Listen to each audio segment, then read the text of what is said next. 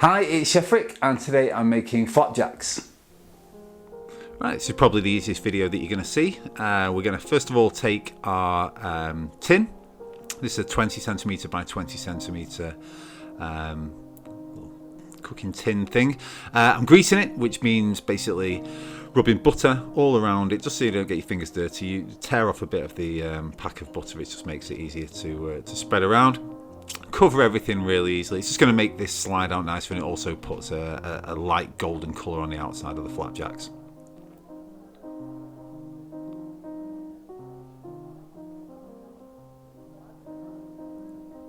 We're going to just melt some butter in a small pan. All the quantities, of course, are going to be in the description below, but we just want that butter to melt. Whilst that's melting, I will ask you, because this is such a short video, if you can like my videos, please click like at the bottom, and if you don't subscribe, please click the subscribe button at the bottom. It's completely free for you, but it really helps me, so thank you in advance if you choose to do that. The butter has now melted. Just going to give it a quick stir and take it off the heat. It will stay liquid for a while now at room temperature. So yeah, get it melt and then get it off the heat. Put it on the side, let it just relax.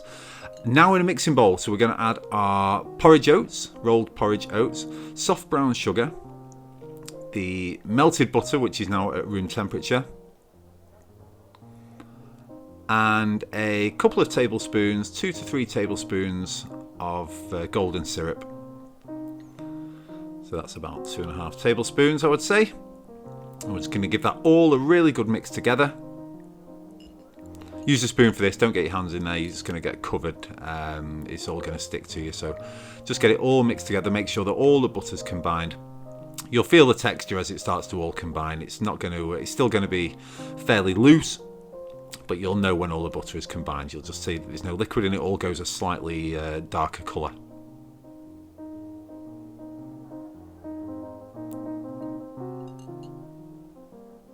So that's done. Take the greased or buttered tray that we're going to use and put all the mixture inside there.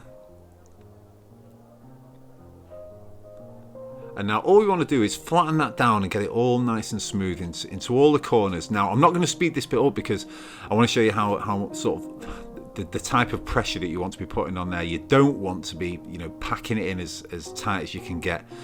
You want it to be all in and even and also compact, if you like, but not pressed. So you'll see there, I'm just making sure that it's smoothed into all of the corners. If any parts of this haven't been kind of pressed down properly, it will just crumble apart when it's going to go in the oven now.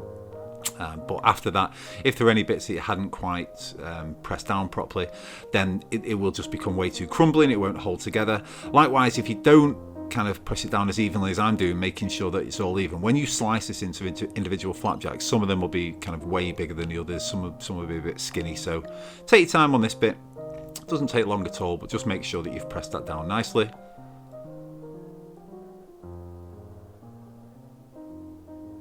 That's about right. Again, making sure the corners are all pressed in, just giving it a little smooth over like this. There's hardly any pressure I'm using there. I'm just running the spoon across the back, and if there's any bits that seem to be protruding or are slightly lumpier, I'll just smooth them down. But that's it, done. Ready to go into the oven. Whilst that's in the oven, we're just going to melt some chocolate, so we're going to use a bain-marie. You've seen me do this many times. A bain-marie, I'll just put my finger in there to see the height of it, lift up the bowl. If any liquid drips off the bottom of the bowl, then it's touching. That test won't work later on, of course, because liquid will drip off the bottom of the bowl because it'll just be steam from the water. But just put some chocolate in there. I've just used milk chocolate. We're not going to add anything to this, no cream, no butter, no nothing. It's just going to be the milk chocolate. We're going to melt that down over the bain-marie. And then when we pour it over the top of the flapjacks, when it sets, it will reset again as milk chocolate. If you added butter or cream, you've changed it from milk chocolate to just kind of almost like a sauce, so it won't reset again. Whereas if you just melt chocolate and then let that cool, it will set to a firm chocolate again, how you first got it. So that's it. You've melted that milk chocolate. When that's done, turn the heat off and just remove it from the heat, and that will sit at room temperature for a while as liquid. That's the flapjack out the oven, cooked. absolutely perfect. Smells amazing. It's got a slight darkness to the edges, but there's no burnt patches. This is ridiculous, but I left it all in just to show how complicated I made this bit. So that's how I first turned it out. So I turned it upside down onto a chopping board, and then I got a wire rack. Turned the chopping board out onto the rack. This was the same way that you had to do it for the chocolate torte, which I'll put a link to the video. But really, after doing this and watching this video back, and you'll see now, I slide it from the rack onto another chopping board. Completely long-winded process, as it's so kind of firm. You could have just really picked it up and plonked it on that board, but whatever, it's on the board now and it's the right way up. Now we're going to get that chocolate and we're going to start to just drizzle it over the top, and then we're going to spread in the drizzled chocolate, because we're not looking for a perfectly even like shop bought look to this. So it's completely, you want some sort of texture to the chocolate on top. So I just drizzle a few bits over it as best I can and try to make sure that you go up to the edges. And then we're just, with the back of the spoon, just going to kind of, what's the word I'm looking for? Not rough. What's the word I'm looking for? Where it's like, I don't know. You can see there, it's slightly uneven, but it's all nice and it's all lovely and covered. Put that in the fridge, let the chocolate set. This is 3 days later. And you can see here's the that's what's left of the flapjack. I had to keep asking everyone, please don't eat it. I've yet to film the bit where I chop into it. So there we go.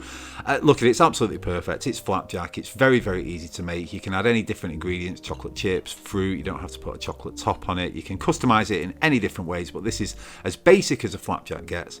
Lovely and soft and gooey because of the golden syrup. The chocolate on the top just gives it that extra level. And it's beautiful, and I really hope you enjoy making it. So thank you for watching the video. I really appreciate it, and I'll see you on the next one.